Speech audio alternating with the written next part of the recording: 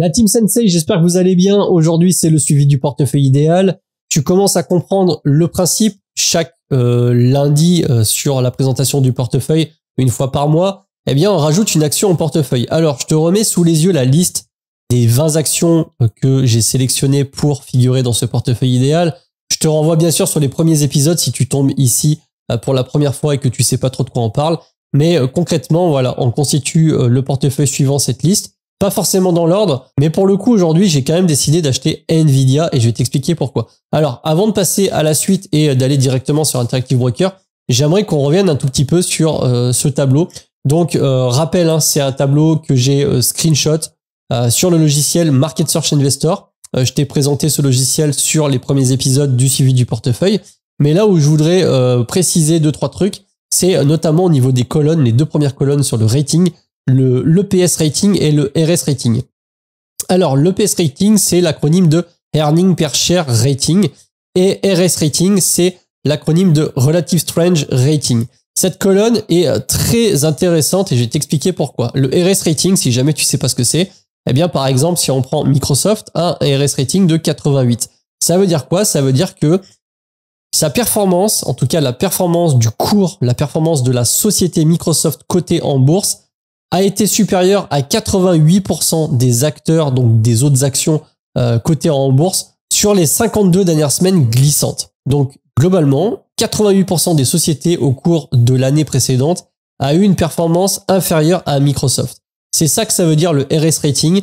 Comme tu peux le voir, Nvidia a un RS rating de 99. Bah, ça veut dire quoi? Ça veut dire que seulement 1% des sociétés cotées en bourse ont surperformé la performance de Nvidia au cours des 52 dernières semaines.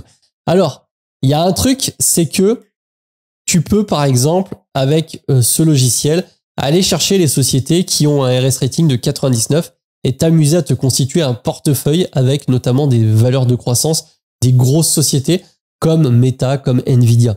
Alors, il se trouve que si tu t'amuses à constituer un portefeuille de 3-4 valeurs sur du RS rating 99, et que derrière, s'il y en a une qui sort justement, qui passe en RS rating 98, tu vas chercher une autre société en RS rating 99 et tu fais un roulement comme ça. Normalement, ce sont des portefeuilles qui performent extrêmement bien et en plus de ça, qui ont un Sharpe ratio, c'est-à-dire un risque ajusté divisé par 2 par rapport au S&P 500. Je te cache pas que j'ai vraiment envie de constituer ce genre de portefeuille. En ce moment, c'est simplement la trésor qui me manque un petit peu parce que je suis en train d'acheter des trucs aussi pour chez moi. Mais à terme, je pense que je mettrai ce genre de portefeuille aussi à dispo dans la partie membres sur la chaîne YouTube. Ça, c'était pour la petite précision. Maintenant, passons directement sur le portefeuille. Donc, tu peux le voir, on a bien Nvidia rajouté en portefeuille. Je l'ai acheté à un PRU moyen de 118 $. Donc, je suis assez content. Tu peux voir que contrairement aux autres lignes, eh bien, j'ai un petit peu surpondéré Nvidia de 100 $, parce que j'ai 600 $ sur la ligne alors que j'avais investi 500 $ sur les autres lignes. Pourquoi? Tout simplement parce que j'avais la liquidité dispo et je me suis dit, tiens, au lieu de faire dormir 100 $, eh bien, je vais les investir.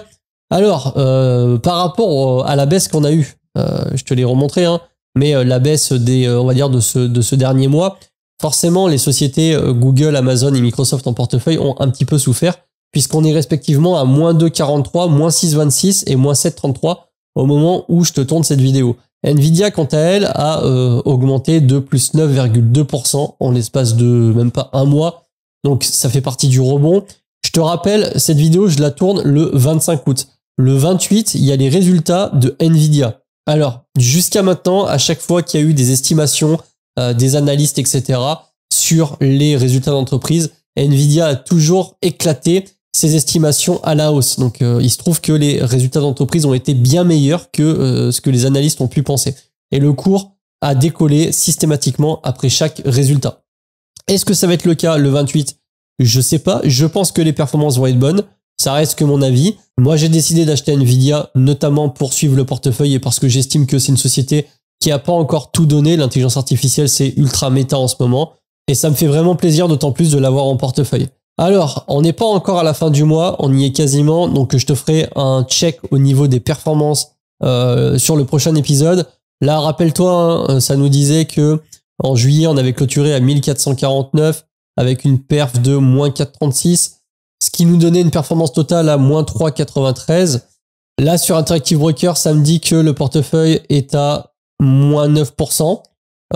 C'est possible, puisque la dernière fois, j'étais en positif et on a quand même pris de plein fouet le mini crack. Pour autant, encore une fois, c'est pas grave puisque c'est un portefeuille que je fais dans un but long terme. Ça va être notamment très intéressant quand je vais avoir constitué et finalisé le portefeuille et que j'aurai les 20 valeurs en portefeuille. Après, ça sera uniquement de l'allocation. On va revendre et on va renforcer les actions. J'ai pas encore trop regardé comment j'allais gérer tout ça, comment j'allais renforcer telle ou telle ligne. Je pense qu'on se posera la question en temps voulu. T'hésiteras pas à me dire d'ailleurs en commentaire, toi, comment tu ferais. Est-ce que tu prendrais celle qui a le plus baissé? Est-ce que tu prendrais celle où il y a les meilleures annonces? Je sais pas, une analyse graphique. Bref, on verra tout ça en temps voulu. Donc là, 4 valeurs en portefeuille. La valorisation, à l'instant où je te parle, c'est 1901,96 €. Je pense que c'est des euros. C'est la bonne question. Ou peut-être que c'est des dollars. Bon, c'est pas grave, de toute façon, ça change rien. La valeur, du moment qu'elle reste la même et qu'on peut faire un suivi et qu'il n'y ait pas la conversion euro-dollar, c'est totalement OK. Donc, toi, de ton côté, n'hésite pas à me dire si tu as rajouté Nvidia, si tu as acheté Nvidia, si tu as Nvidia en portefeuille, si oui, depuis combien de temps. Et puis, moi, je te retrouve rapidement pour le prochain épisode. On fera un point sur le tableau Excel. Là, c'est vrai que moi, j'ai décidé de sortir les épisodes le lundi et demain, on tombe le 26. On n'est pas au dernier jour du mois à la clôture. Donc, je ferai le point tout simplement la semaine prochaine. J'espère que ça t'a plu. J'ai sorti un guide sur la bourse qui est tout récent. Voilà, j'ai refait une mise à jour du guide que j'avais fait il y a un peu plus de un an et demi. T'hésiteras pas à aller jeter un œil, ça me fera ultra plaisir. Sur ce, je te retrouve rapidement. Je te dis à la prochaine. C'était Jérém. Salut.